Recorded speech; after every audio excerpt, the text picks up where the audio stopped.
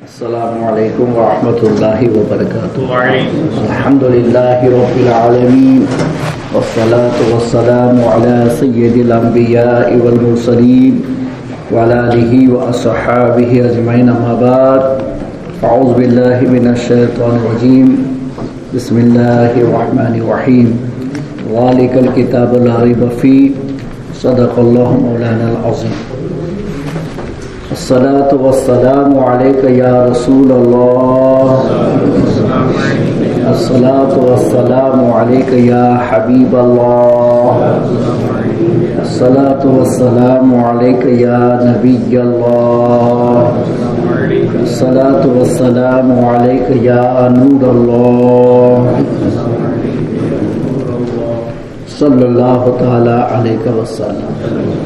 میرے پیارے آقا علیہ الصلوۃ والتسلیم کے پیارے دیوانوں، ماہ رمضان کا 13واں روز ہے اور تفسیر قرآن کا 13واں سبق ہے۔ کل آپ نے یہ سماعت فرمایا کہ اللہ تبارک و تعالی نے رمضان شریف کے اندر روزے کی عبادت کیوں فرض فرمائی اور روزے کے فوائد کیا ہیں۔ اور آج ہم دوسری بات پر جائیں گے کہ اللہ تبارک و تعالی نے اس ماہ مقدس کو معظم بنایا اور اس کے احترام کا ہم لوگوں کو حکم دیا، تو اس میں گناہ کرنا یقیناً اس ماہ مقدس کو کے احترام کو پامال کرنا ہے، اس لیے گناہ سے بچنا بہت بہت ضروری ہے۔ نیک عمل اپنی جگہ پر ہوتا ہے، لیکن گناہ جو ہے وہ ڈیمیج کرنے والا ہوتا ہے، تو نیک عمل بھی کیا جائے اور ساتھ میں گناہ سے بھی بچا جائے۔ اگر کوئی آدمی نیک عمل بھی کرتا ہے اس میں اور ساتھ میں گناہ بھی کرتا ہے، تو وہ ایک جانب بناتا ہے اور دوسرے جانب بگاڑتا ہے، تو اینڈنگ اس کا بگڑنا ہی ہوتا ہے کہ بھئی ایک جانب آپ بنانے کی کوشش کر رہے ہیں اور دوسرے جانب گناہ کر کے اس کو بگاڑنے کی کوشش کر رہے ہیں، تو وہ بنتا نہیں ہے، اینڈنگ اس کا بگڑا ہوا رہے گا۔ تو نیک اعمال کے ساتھ میں گناہ سے بچنا یہ بھی بہت ضروری ہوتا ہے۔ اس کو یوں سمجھا جائے کہ کوئی آدمی رمضان کے مقدس مہینے میں گوشت نہیں کھاتا، جو حلال گوشت ہے اس کو یوز نہیں کرتا، حلال کھانا اس کو یوز نہیں کرتا، حلال پانی یوز نہیں کرتا، اس لیے کہ روزہ ہے، اور پھر وہ اس کے مقابلے میں حرام کھائے، سور کا گوشت کھائے، تو آپ یہ کہیں گے کہ تو حلال سے رک رہے ہو کہ اللہ نے کہا، تو پھر حرام کیوں کھا رہے ہو؟ اس سے تو اللہ نے ہمیشہ کے لیے منع کیا ہے۔ تو ایک جانب تم بچ رہے تھے حلال سے عبادت سمجھ کر کے، اور دوسرے جانب اگر تم نے سور کا گوشت استعمال کیا تو یہ تو اس سے زیادہ خطرناک ہو گیا نا، اس بنانے سے زیادہ بگاڑ ہو گیا کہ وہاں آپ نے حرام کو استعمال کر لیا۔ تو حرام سے بچنا یہ بھی ضروری، اور رمضان کے مقدس مہینے میں گناہ سے بچنا یہ بھی ضروری۔ ہمارے آقا مولا صلی اللہ علیہ وسلم نے یہ ارشاد فرمایا کہ بہت سارے روزے دار ایسے ہیں کہ ان کا روزہ کا مطلب سوائے بھوکا اور پیاسا رہنے کے کچھ نہیں، کہ وہ صرف بھوکا پیاسا رہتا ہے کہ بھئی چلو اللہ کے نام پر صبح سے لے کے شام تک بھوکا اور پیاسا رہ جاؤ، اور وہ سمجھتا ہے کہ وہ عبادت اور بندگی ہے، جبکہ ہمارے آقا ارشاد فرماتے ہیں کہ وہ گناہ سے نہیں بچتا ہے، غیبت کرتا ہے اور بھی بہت سارے گناہ کرتا ہے، اور اس کے بعد وہ یہ کہتا ہے کہ میں نے اللہ کے لیے روزہ رکھا ہے۔ تو فرما کہ اگر اس کا روزہ اس کو گناہ سے نہیں روک رہا ہے، تو یہ حلال چیزوں سے رک کر کے یہ کہتا ہے کہ روزہ ہے، تو میرے آقا فرماتے ہیں کہ یہ تو اس کا بھوکا رہنا ہے، پیاسا رہنا ہے، یہ روزے کا فیض اس کو نہیں مل سکتا ہے کہ بھئی حلال سے اس نے روکا گیا ہے کہ اللہ کا حکم ہے تو حرام سے بھی اسی لیے روکا گیا ہے کہ یہ بھی اللہ کا حکم ہے. تو ایک حرام سے ہم بچنے کی کوشش کر رہے ہیں اور دوسرے کو ہم لے کر کے چلتے ہیں, تو یہ بنانا نہیں بگاڑنا ہی ہوا. تو حضور پاک صلی اللہ علیہ وسلم نے یہ فرمایا کہ رمضان کے مقدس مہینے میں نیک اعمال کی کثرت کی جائے اور ساتھ میں گناہ سے بھی بچا جائے تاکہ احترام کے خلاف نہ جائے.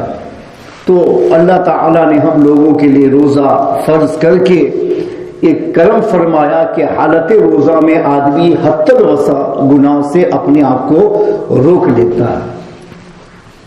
اور نفس کی وجہ سے گناہ ہوتا ہے تو حالت روزہ میں نفس کمزور ہوتا ہے, اور عبادت میں ہونے کی وجہ سے آدمی کے دماغ میں ہوتا ہے کہ میں حالت عبادت میں گناہ کیسے کروں, میں تو اپنے رب کے سامنے کھڑا ہوں. تو اس کا نفس جو ہے وہ مغلوب ہو جاتا ہے اور وہ اس میں غالب آ جاتا ہے کہ آپ کی روحانیت غالب ہوگی ورشپ کے اندر, عبادت کے اندر.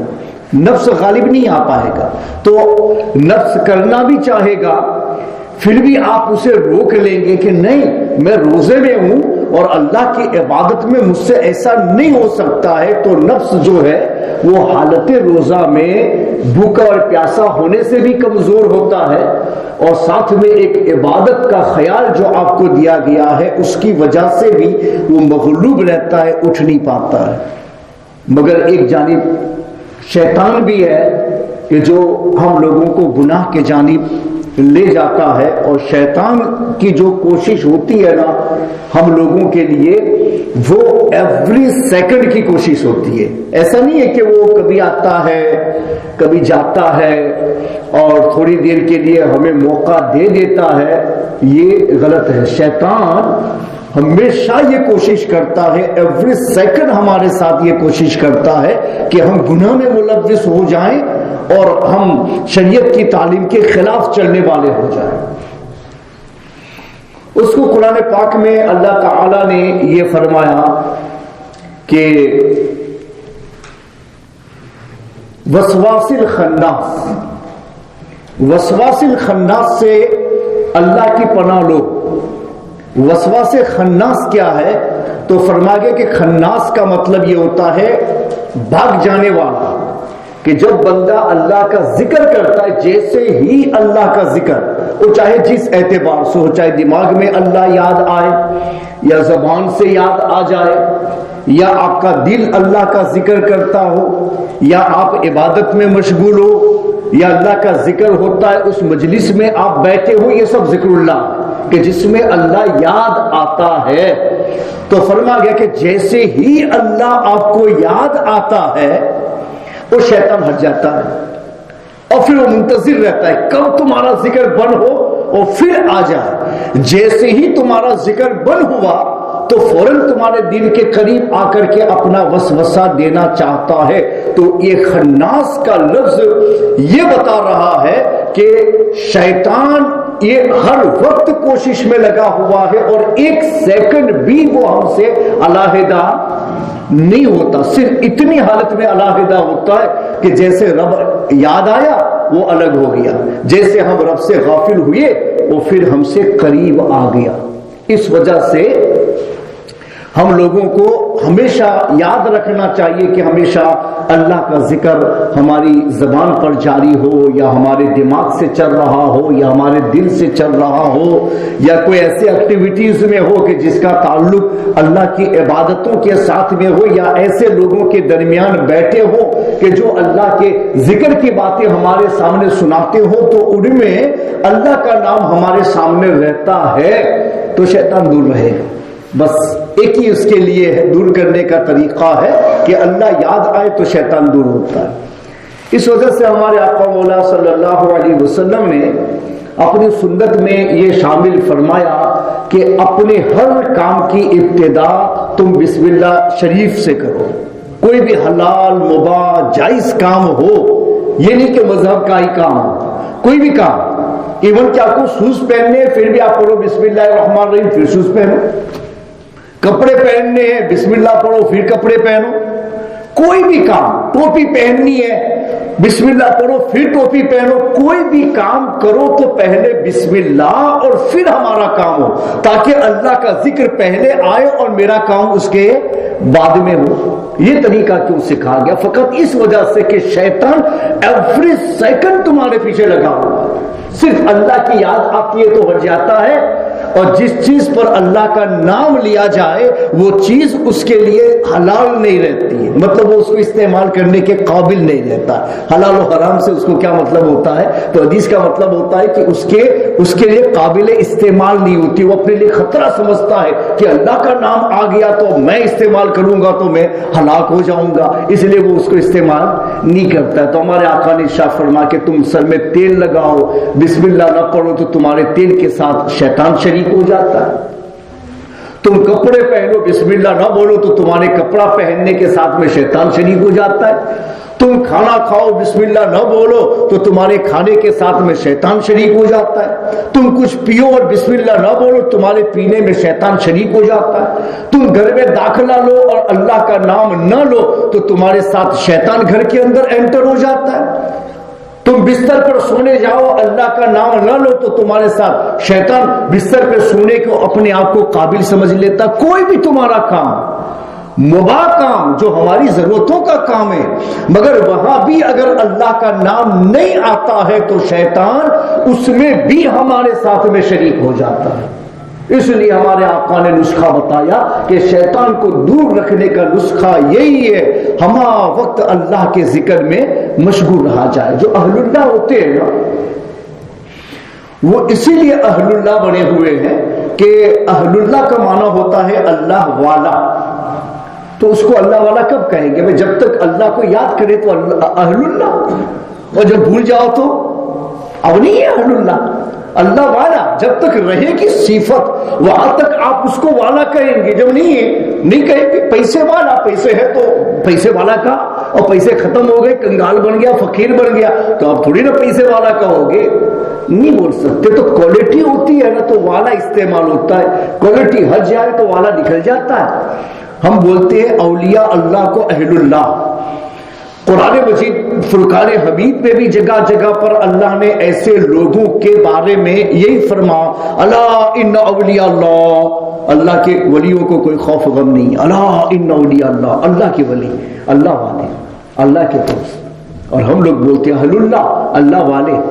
تو یہ جو لفظ ہے وہ یہ بتا رہا ہے کہ اہل اللہ اس وقت بنتے ہیں جبکہ ان کی پرماننٹلی صفت جو ہے وہ اللہ کا ذکر بن جاتی ہے۔ اللہ کی عبادت، اللہ کا ذکر، اللہ کی یاد، یہ ہمیشہ ان کے ساتھ میں لگتی ہے، اور پھر وہ ایک لمحہ کے لیے بھی اس سے غافل نہیں ہوتے۔ ایون کہ وہ سوتے بھی ہیں نا تو انہوں نے اتنی کوشش کی رہتی ہے، اتنی کوشش کی رہتی ہے کہ ان کا دماغ بھی خیال میں بھی کیا بولتا ہے؟ اللہ کا ذکر۔ ان کے وہ سوئے بھی رہتے ہیں تو زبان بھی ان کی اسی کام میں لگی رہتی ہے، تو سو بھی جائے پھر بھی جو دماغ کام کرتا اس کے ساتھ میں اعضاء بھی کام کر لے جاتے، وہ سوتا بھی ہے پھر بھی ذکر اللہ اس کی زبان پر آ جاتا ہے۔ انہوں نے اپنے دل کو اتنا جاری کیا رہتا ہے، ہما وقت اگر دل میں اللہ رہے نا تو پھر ہم کسی دوسرے بھی کام میں ہونا، اس کے باوجود ہمارا دل اس سے علیحدہ نہیں ہوتا ہے، ذکر قلبی اس کو حاصل ہو جاتا ہے۔ پتہ یہ چلا کہ آدمی اہل اللہ اس وقت بنتا ہے جبکہ اللہ کا ذکر اس کے رگوں پے میں ایسے رچ بس جاتا ہے کہ اس کی پرماننٹلی صفت بن جاتی ہے کہ کبھی بھی وہ صفت اس سے علیحدہ ہوتی نہیں ہے۔ تب ہم یہ کہتے کہ یہ آدمی اہل اللہ ہے، اللہ والا ہے۔ یہ نہیں کہ ایک لمحہ ذکر کر کے اللہ کے ساتھ اٹیچ ہوا ہے، وہ ہمیشہ کے لیے اللہ کے ذکر میں لگتا ہے، عبادت میں لگتا ہے، ایسی محفل میں بیٹھتا ہے، کبھی بھی وہ غفلت کی زندگی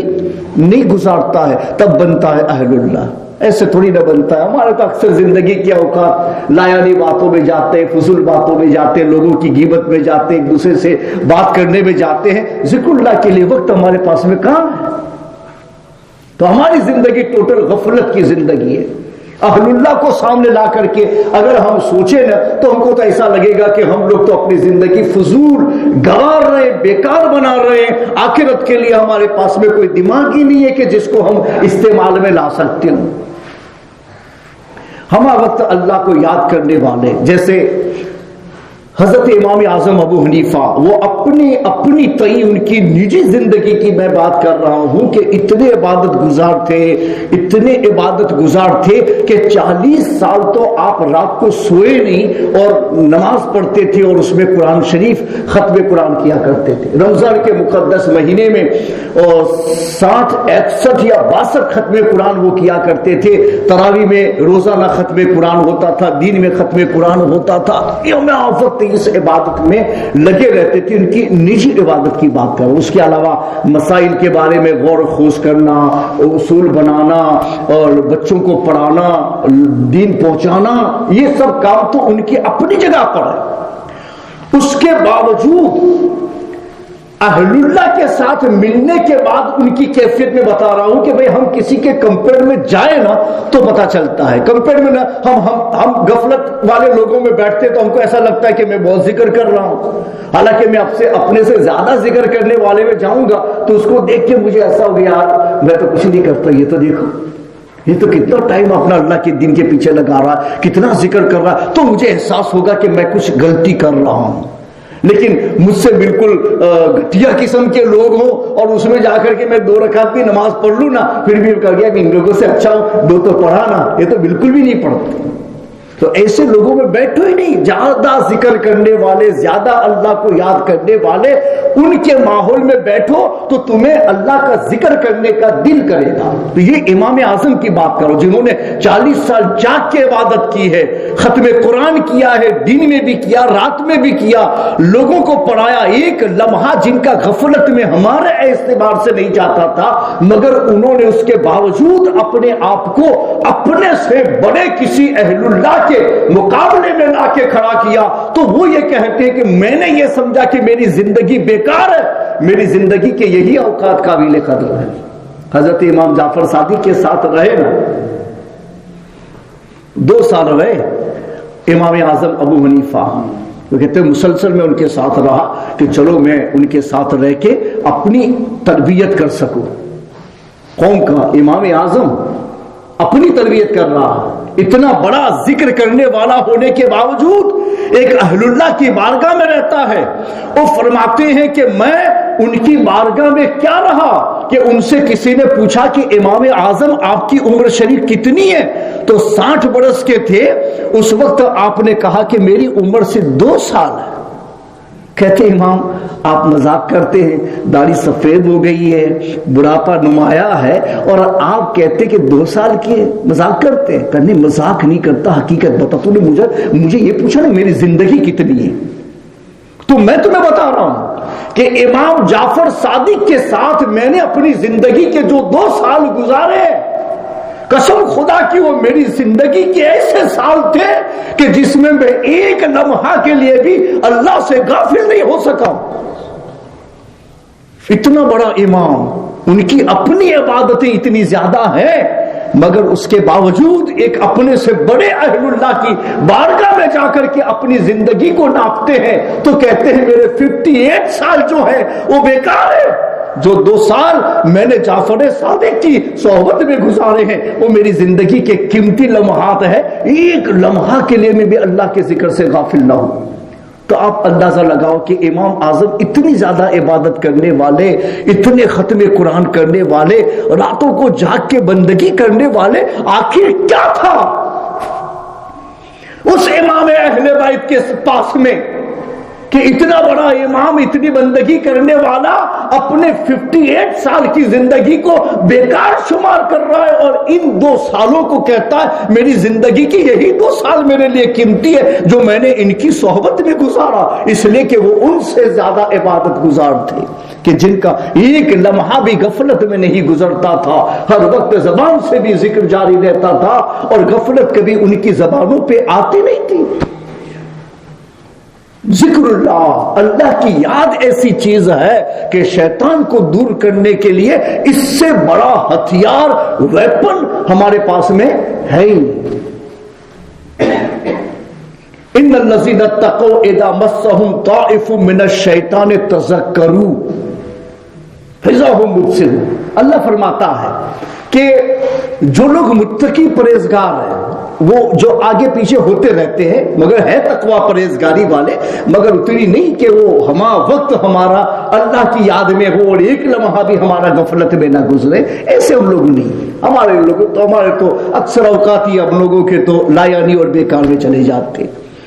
متقی پرہیزگار قرآن جس کو کہہ رہا اس کی بات کر رہا ہوں، ان الذین اتقوا، بے شک جو لوگ متقی پرہیزگار ہے، اذا مسہم طائف من الشیطان، شیطان کا وسوسہ جب ان سے مس ہو جاتا ہے، یعنی شیطان ان سے قریب ہو جاتا ہے یا ان پر کسی طرح کی غفلت طاری ہوتی ہے، تذکروا فاذا هم مبصرون، تو فوراً وہ اللہ کے ذکر میں لگتے ہیں تو وہ بینا ہو جاتے ہیں اور پھر اللہ کے ذکر کے ساتھ میں وہ پھر اس لائن پر مضبوط ہو جاتے ہیں۔ اللہ نے یہاں بھی کیا بتایا کہ متقی پرہیزگار کو شیطان کا وسوسہ لگا تو جیسے ہی وسوسہ لگا اس نے کیا کیا؟ تذکروا، اللہ کو یاد کر لیا، اللہ کو یاد کر لیا، فاذا هم مبصرون، تو وہ سنبھل گیا، اس نے دیکھ لیا کہ نہیں یہ غلط کرنے جا رہا تھا اور میں رب کی بندگی کے لیے آیا ہوں، غلط نہیں کر سکتا ہوں، تو اس کا قدم سنبھل جاتا ہے۔ تو قرآن نے بھی ایک نسخہ، ایک کیمیا ہمیں بتایا۔ کیا دنیا میں تم دولت کمانے کے نسخے حاصل کرنے جاؤ گے؟ ارے جنت حاصل کرنی ہے تو قرآن کے بتائے ہوئے نسخے حاصل کر لو کہ اس کی وجہ سے دائمی زندگی ہماری خوشگوار ہو جائے گی۔ مگر ہمارے پاس ٹائم کہاں ہے؟ اگر کوئی کہہ دے کہ آؤ ہم ایک مجلس قائم کرتے ہیں اور اس میں بہت بڑے پروفیسر کو بتایا ہے، جو بزنس کا پروفیسر ہے وہ آپ کو ایسی ایسی باتیں بتائے گا کہ جو بھی بزنس کا شوق رکھتے ہیں وہ لوگ آ جائیں گے، تو ایسی باتیں ہوگی کہ غالباً اس کی باتوں کو سن کے آپ دنیاوی بزنس میں اپنے آپ کو آگے بڑھانے جائیں گے۔ تو ایک دوسرے کو واٹس ایپ کر کے اتنا پھیلائیں گے کہ ہال اگر ہو تو تنگ ہو جائے گا، اتنے لوگ سننے کے لیے آئیں گے، چلو نا بھائی ہمارے لیے بلایا، اس لیے کہ ہم کو پیسہ حاصل کرنا ہے، ہمیں دولت کمانی ہے، ہمیں دنیا میں اپنے آپ کو مالدار کہلوانا ہے۔ یہ ہمارا ایک دماغ ہے کہ جس کے پیچھے ہم مر رہے ہیں، تو اس پروفیسر کو سننے کے لیے ہال تنگ ہو جائے گا۔ اور قرآن کا نسخہ کیمیا، اگر کوئی یہ کہے بھائی قاری صاحب آئے ہیں وہ آپ کو قرات سنائیں گے تو آپ تشریف رکھیے گا، تو جو مسجد میں آئے ہیں اس میں سے 50 چلے جائیں گے اور 5 باقی رہیں گے۔ پڑھنے والے کو بھی شرم آئے گی کہ 50 چلے گئے ہیں، ان کو تو سننا ہی نہیں تھا اور یہ 5 کو مجھے سنانا ہے، تو 50 کو قرآن سننے کی بھی رغبت نہیں ہے کہ وہ چلے گئے، اور ان 5 کو ہی سے بیٹھنا ہے کہ ان کو دیکھ کے مجھے شرم آ رہی ہے کہ یہ اتنے زیادہ بے رغبت ہے کہ اتنے تیزی سے نکل کے بھاگ گئے۔ مسلمان کا دماغ بدل گیا ہے۔ جب تک اپنے دماغ کو مذہبی نہیں بناؤ گے نا، مسجد میں آ کے بھی کامیاب نہیں بن سکو،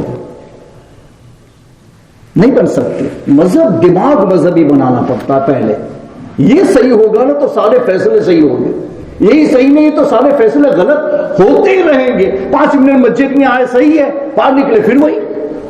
تو کون سا تقویٰ تم نے اختیار کیا؟ 5 منٹ والا کہ اندر گیا تو خدا کا اور باہر نکلا تو دنیا کا؟ نہیں، میں مسلمان ہوں، میں کہیں بھی رہوں گا تو خدا کا، ایک لمحے کے لیے بھی کسی غیر کا نہیں ہو سکتا، اس لیے کہ میں نے شرک سے پہلے دن سے توبہ کی ہے کہ میں مشرک نہیں ہوں، میں اللہ کے سوا اپنے آپ کو کسی اور کی مالکی میں نہیں دے سکتا، رب ہی میرا مالک ہے۔ تو کوئی غیر مجھ پر حکومت کیا کرے گا؟ ہر وقت حکومت میرے رب کی ہے اور رہے گی، میں اس کی عبادت میں لگا رہوں گا، اس کے ذکر میں لگا رہوں گا، اس کی اطاعت میں لگا رہوں گا، تاکہ دنیا پر بھی ظاہر ہو جائے یہ ہمیشہ اطاعت کیوں نظر آ رہی ہے، ہمیشہ ذکر کیوں نظر آ رہا ہے، یہ ہمیشہ اللہ کے بندگی کیوں نظر آ رہی کا، اس لیے کہ یہ سمجھتا ہے کہ یہ اللہ کی مالکی میں ہے، اللہ اس کا مالک ہے، اور وہ ایک لمحہ بھی اللہ کی مالکی سے اپنے آپ کو نکالنا نہیں چاہتا ہے کہ میرے قدم کو غیر کی طرف دیکھ کر کے کوئی یہ سمجھ لے کہ میں کسی غیر کا تو نہیں ہو گیا، نہیں، میں اپنا رب کا ہوں، ہر وقت اپنے رب کا رہوں گا، یہ دماغ ہے۔ اس لیے مذہبی بدن کو بناؤ، اس سے زیادہ اہمیت اس بات کی ہے کہ مذہبی اپنے دماغ کو بناؤ۔ یہ مذہبی بن جائے گا نا تو پھر اندر باہر کا فرق نہیں ہوگا، مسجد بھی مسجد ہوگی، باہر بھی مسجد ہوگی۔ ہر وقت مسجد ہوگی، مسجد سے نکل نہیں، میں مسجد سے باہر نکلا ہوں مگر میرا دل اللہ کی عبادت اور بندگی میں لگا رہے گا۔ حضرت جنید بغدادی رحمۃ اللہ تعالی علیہ ایک مرتبہ اپنی مستاذ کو بنوانے کے لیے گئے، خط بنوانے کے لیے، تو نائی کے پاس میں بیٹھے، اللہ کا ذکر چالو تھا، ہونٹوں سے بھی ہل رہے تھے ہونٹ، تو نائی نے کہا کہ صاحب آپ اپنے ہونٹ کو روک لو، میں بال کاٹ رہا ہوں، ایسا نہ ہو کہ آپ ہونٹ ہلاؤ کینچی آگے پیچھے ہو جائے، ہونٹ کٹ جائے گا۔ تو فرمایا کہ تم بچا کے کاٹ لو، مگر تم مجھے یہ کہتے ہو کہ میں ایک لمحے کے لیے بھی میرے رب کا ذکر حالت ہوش میں روک لوں، یہ میرے بس کی بات نہیں ہے، میں اپنے ہونٹ کو ذکر اللہ سے روک نہیں سکتا ہوں۔ اندازہ لگاؤ، کام کر رہا ہے کوئی، وہ کہہ رہا ہے کہ بس دل سے کرو، زبان سے نہیں کرنے، جب تک مجھے ہوش میرا ٹھکانے، میں اپنی زبان کو، اپنے ہونٹ کو اللہ کے ذکر سے غافل نہیں بنا سکتا ہوں۔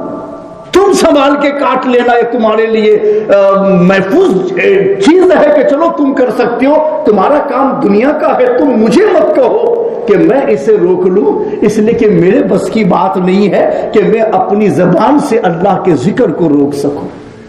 اس لیے بنے تھے اہل اللہ،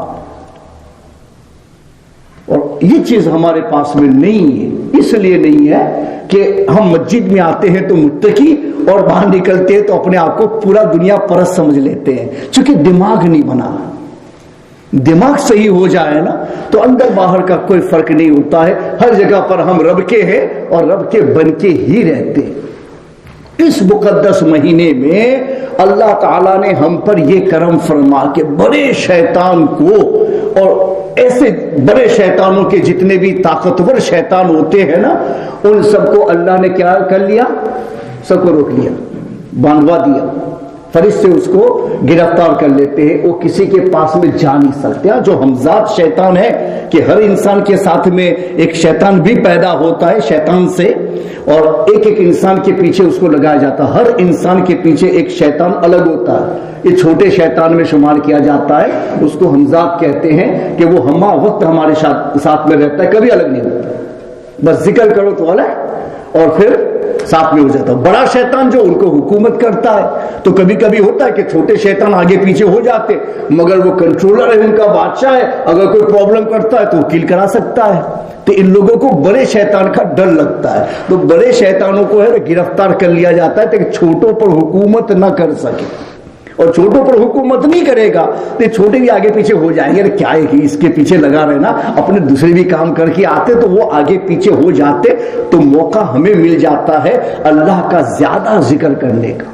تو اللہ نے نفس کو کنٹرول کروایا روزے کے ذریعے سے، ہم کو کنٹرول کروایا روزے کے ذریعے سے۔ اب رہ گیا شیطان کا مسئلہ کہ میرے روزے کی وجہ سے شیطان تھوڑی نہ کنٹرول میں آئے گا، تو اللہ نے بڑے شیطانوں کو گرفتار کروا لیا کہ وہ ان چھوٹوں پر حکومت نہ کر سکے، تو چھوٹے آگے پیچھے ہو جائیں گے۔ شیطانوں کا کام ایسا ہوتا ہے کہ کوئی کنٹرول کرے نا تو کام کرتے، تھوڑے بھی آگے پیچھے ہو جاؤ نا تو وہ اپنے کاموں میں لگتے، پھر وہ ذمہ داری کا کام نہیں کرتے ہیں تو وہ آگے پیچھے ہو جاتا ہے۔ اللہ نے رمضان کے مقدس مہینے کا احترام برقرار رکھنے کے لیے کتنا ہم لوگوں کو اللہ نے گفٹ کے طور پہ عطا کیا کہ میرا بندہ ہلاک نہ ہو جائے، برباد نہ ہو جائے، رمضان کی ڈس ریسپیکٹ کر کے میری بارگاہ سے گر نہ جائے، تو روزہ دے کے مجھے کنٹرول میں کیا، روزہ رکھوا کے میرے نفس کو کمزور بنا کر کے کنٹرول میں کیا، اور اس کے بعد بڑے شیطانوں کو گرفتار کرا کر کے چھوٹوں کو آگے پیچھے کرا دیا،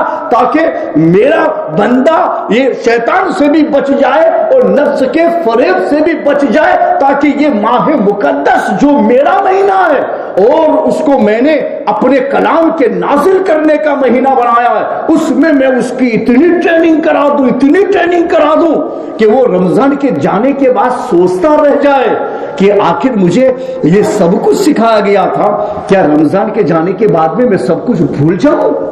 تو اس کا دماغ کہتا ہے نہیں، اللہ نے تجھے ٹریننگ کیمپ میں اس لیے رکھا تھا تاکہ تیری تربیت ہو جائے۔ تو 11 مہینہ عبادت کا طریقہ اور سلیقہ جو ہمیں مل سکتا ہے وہ رمضان کے مقدس مہینے کی عبادتوں سے مل سکتا ہے۔ اب اس میں غفلت میں رہ جاؤ نا تو پھر آنے والے مہینوں میں زیادہ غفلت میں چلے جاؤ گے۔ اس میں آدمی بہت اس کا تقدس ملحوظ رکھ کے ہما وقت کچھ نہ کچھ، بھائی آنکھ میں تسبیح ہو پڑھتے رہو، ذکر کرتے رہو، نماز پڑھتے رہو، تلاوت کرتے رہو، پر کوئی بھی لمحہ سونے کے علاوہ تمہارا ایسا نہ ہو کہ جو ذکر اللہ کے بغیر رمضان میں گزر جائے۔ کبھی ایسا مت کرنا۔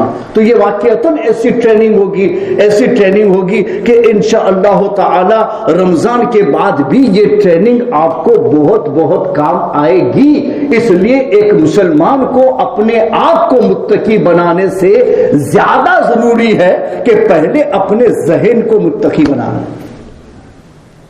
ذہن جب تک متقی نہیں بنے گا نا تو یہ سب چیزیں نصیحتیں ہیں وہ وقتی طور پر ہوتی ہے۔ ابھی آپ کے دل میں پمپنگ کر رہا ہے، ابھی آپ سنیں گے تو میں ایسے بن جاؤں گا، میں ایسے کر لے جاؤں گا، ایسے کروں گا، باہر نکلیں گے پھر کچھ نہیں ہوگا، سب چلا جائے گا، محو ہو جائے گا۔ اس لیے کسی کام سن رہا ہے وقتی طور پر ہے، نہیں دماغ بنا لو کہ مجھے ایسا کرنا ہے، ایسا کرنا ہے۔ اس کے بعد دیکھو تو پھر مسجد کے اندر اور باہر کا فرق نہیں رہتا ہے، آدمی ہر وقت اور ہما وقت با ادب بن جاتا ہے۔ با ادب بانصیب، بے ادب بے نصیب۔ ادب کے ذریعے سے جتنا ملتا ہے نا اتنا کام کرنے سے نہیں ملتا ہے، کہ رسپیکٹ ایسی چیز ہے کہ اس کی وجہ سے آدمی اللہ کی بارگاہ سے بہت بہت نزدیک اور بہت بہت قریب ہو جاتا ہے۔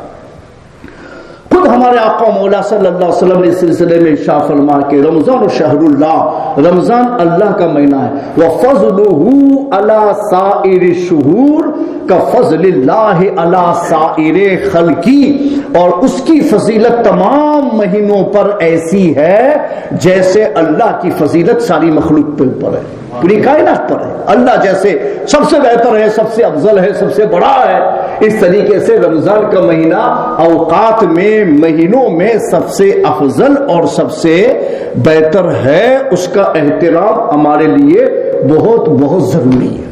اور ہمارے آقا مولا صلی اللہ تعالی علیہ وسلم اس کے لیے کیا کرتے تھے، رجب کے مہینے سے حضور رمضان کی تیاری میں لگتے تھے۔ اور ہمارا تو ایسا کہ رمضان کی تیاری کریں گے تو بعد کے مہینے ہمارے اچھے گزریں گے۔ ہمارے آقا رمضان کے مہینے کو زیادہ عبادت میں لگانے کی ٹریننگ کے لیے ہم لوگوں کو یہ سکھاتے تھے کہ رجب کے مہینے سے حضور اس کا اہتمام شروع کر دیتے تھے۔ اکثر صحابہ کرام سے لے کے وہ تو حضور سے سیکھ کے زکوٰۃ مال کی ہو حساب کر لیتے تھے، رجب کے مہینے میں سب کے سب ان سب چیزوں کو نکال دیتے تھے، اپنے حساب کی کوئی چیز باقی نہیں رکھتے تھے، لینا دینا سب فنش۔ رجب کے مہینے تیاری، رمضان میں جانا ہے پھر ٹائم نہیں ملے گا، صرف عبادت میں لگنا ہے اور پھر وہی کام کرنا ہے، تو وہ اس کے لیے فری ہونا چاہتے تھے، تو رجب میں سب کچھ نکال دیتے تھے۔ ہمارے غوث پاک نے بھی اس کو غنیت الطالبین میں بیان کیا ہے کہ صحابہ رمضان کے آنے سے پہلے کیا کرتے تھے، تو رجب میں سب کچھ اپنے لین دین کے سارے معاملے صاف کر لیتے تھے۔ شعبان کے اندر کچھ روزہ رکھنا شروع کر دیتے تھے۔ ہمارے آقا مولا صلی اللہ علیہ وسلم اکثر روزے شعبان کے مہینے میں رکھتے تھے، شعبان جتنے روزے کسی اور مہینے میں نہیں رکھے۔ رمضان تو ہے اپنی جگہ پر، لیکن نوافل روزے کے اندر شعبان میں حضور سب سے زیادہ روزہ رکھا کرتے تھے۔ اور اس کے بعد رمضان کا مہینہ آ جائے تو دیکھو صحابہ نے بھی حضور کی اقتداء میں ایسا ہی کیا، لین دین سے خارج ہو گئے، رجب کے مہینے میں شعبان کے مہینے میں تیاری شروع کر دی۔ رمضان میں کیا کرنا ہے، رمضان کے لیے تیاری کیا، گھر کی بھی سامان سب وغیرہ لا کے رکھ لیا تاکہ ڈسٹرب نہ ہو سکے، روزہ بھی نوافل کے طور پہ رکھنا شروع کر دیا تاکہ رمضان کے روزوں میں کوئی ڈیفیکلٹی نہ آ سکے، کہ بھئی اچانک رمضان کا روزہ شروع کرتے ہیں نا تو پھر پرابلم آ جاتا ہے، وہ کسی کا سر درد کرتا ہے، کسی کو چکر آ جاتے ہیں، کسی کو یہ ہوتا ہے، کسی کو وہ ہوتا ہے، ایک ہفتہ تو وہ سیٹنگ میں چلا جاتا ہے، پھر ذرا یوز ہوتے کہ چلو اب صحیح ہے، اب نکل جائیں گے ایام، تو یہ لوگ پہلے سے رکھتے تھے تاکہ وہ سیٹنگ صحیح ہو جائے نا باڈی کا، تو پھر روزہ رکھنا آسان ہو جائے اور پھر رمضان کے مقدس مہینے میں فری ہو کر کے عبادت کرتے تھے۔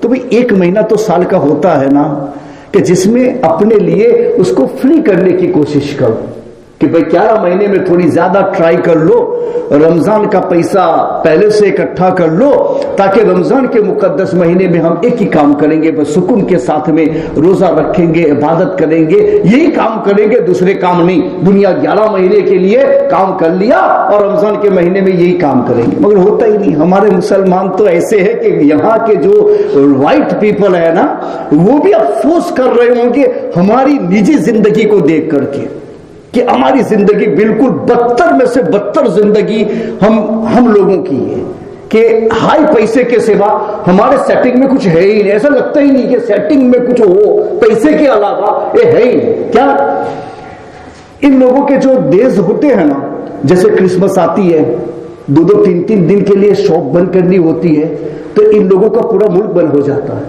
ملک نہیں, ملکوں کے ملک بند ہو جاتے ہیں. چھوٹے بزنس نہیں, جن لوگوں کے دین کے لاکھوں لاکھ اور ملینزوں پاؤنڈ کے بزنس جس کے پر ڈے کے ہوتے ہیں, مگر اس کے باوجود بھی ان کے مذہب کے جب ایام ہوتے ہیں نا, وہ کرسمس کے اتنے دن چھٹی رکھ لیے تو رکھی لے لیے, وہ چاہے ملینزوں بھی لے ٹریلینزوں بھی لے, کوئی فرق نہیں پڑتا ہے, بس چھٹی یعنی چھٹی سب کرتے ہیں نا. تو وہ اپنے دیش میں چھٹی رکھتے ہیں. ایشین کی شاپوں میں کبھی چھٹی آئی؟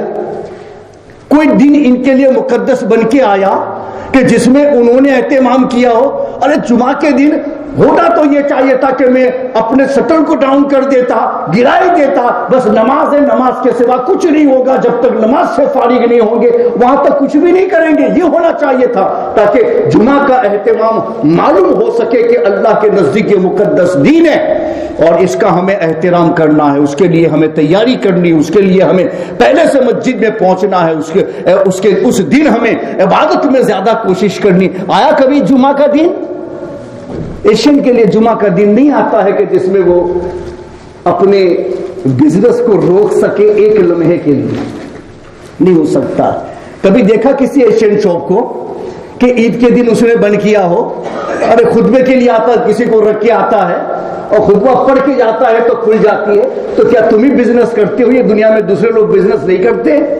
ارے تم سے زیادہ تم کارنر شاپ لے کے چلتے ہو, کوئی بگ بزنس تمہارے پاس میں نہیں ہے, مگر دنیا کی ایک ہوس ہمارے نزدیک ایسی ہے کہ نہ ہمارے نزدیک رمضان مقدس بن کے آیا, نہ جمعہ مقدس بن کے آیا, نہ عید کا دن مقدس بن کے آیا. تو دنیا میں لوگ اندھے نہیں ہیں, وہ بھی آنکھ والے ہیں, وہ بھی سمجھتے ہیں کہ ہمارے ملک میں آنے والے کتنی پیسوں کی طرف لے کے آئے ہیں کہ پیسوں کی ہوس کے آگے نہ ان کے نزدیک جمعہ کوئی ہو سکتا ہے, نہ رمضان کا مقدس مہینہ کچھ ہو سکتا ہے, نہ عید کا دیا ہوا اللہ کا تحفہ کچھ ہو سکتا ہے. بس ان کی تو چوائس یہی ہے, ہر دن پیسے کماؤ, ہر دن پیسے کماؤ. ارے خدا را کوئی دن تو اللہ کا رکھو کہ جس میں چھٹی رکھ کے تم یہ کہو کہ آج کی چھٹی میں نے اللہ کے دین کے لیے رکھی ہے, اس دن کی عظمت کے اظہار کے لیے رکھی ہے, اس دن کے تقدس کو بتانے کے لیے رکھی ہے. تو یہ تو ایسا ہی ہوا نا کہ ہمارے آقا نے ارشاد فرمایا کہ الدنیا جیفتن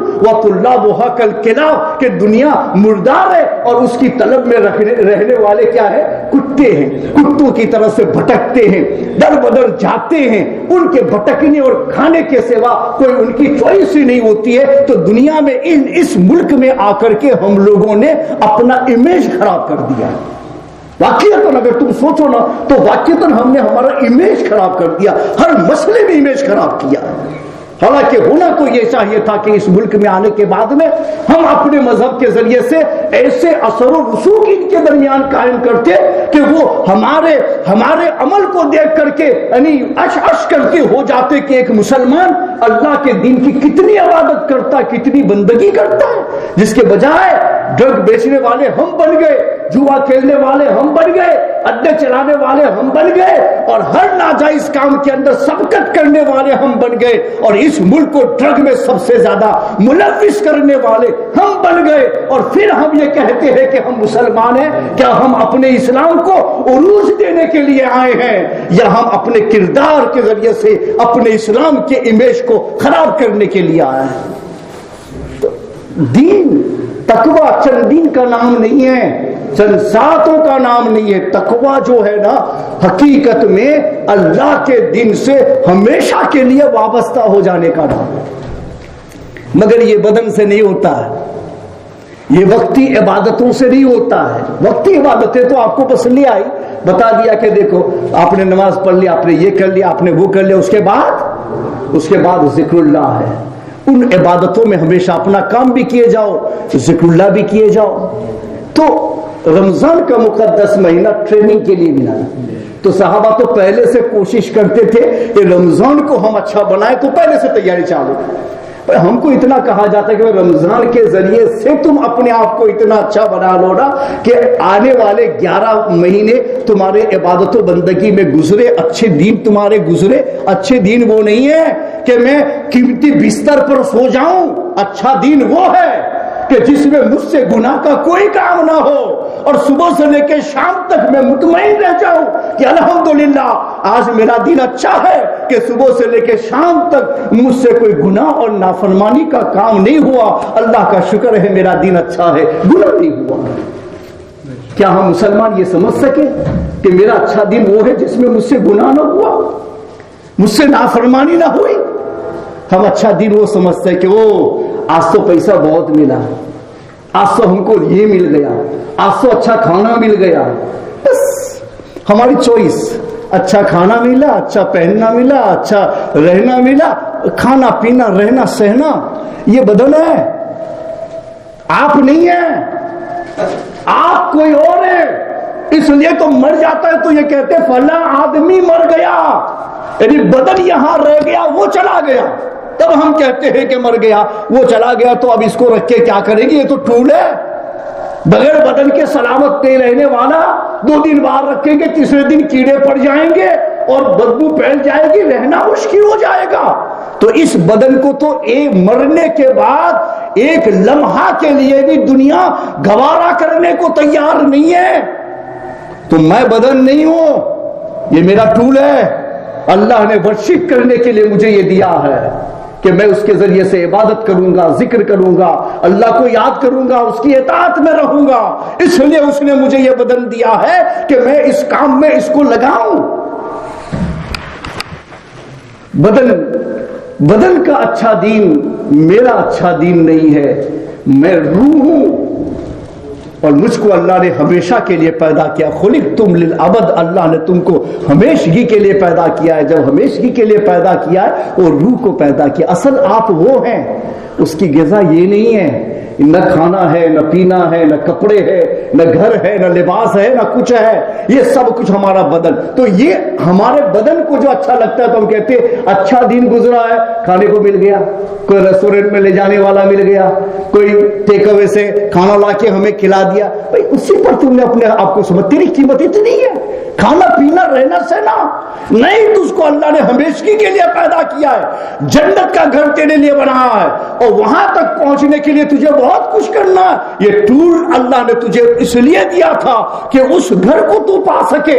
اور تیری زندگی اتنی خراب ہو گئی کہ تو اسی کے پیچھے دوڑ رہا ہے اور اس کو مکمل بھول گیا ہے. رمضان یہ بتانے کے لیے آیا ہے کہ مذہبی زندگی کیا ہوتی ہے اور اللہ کے ساتھ متعلق کیسے ہو سکتے ہیں. اس پر تھوڑی تفصیل آئندہ.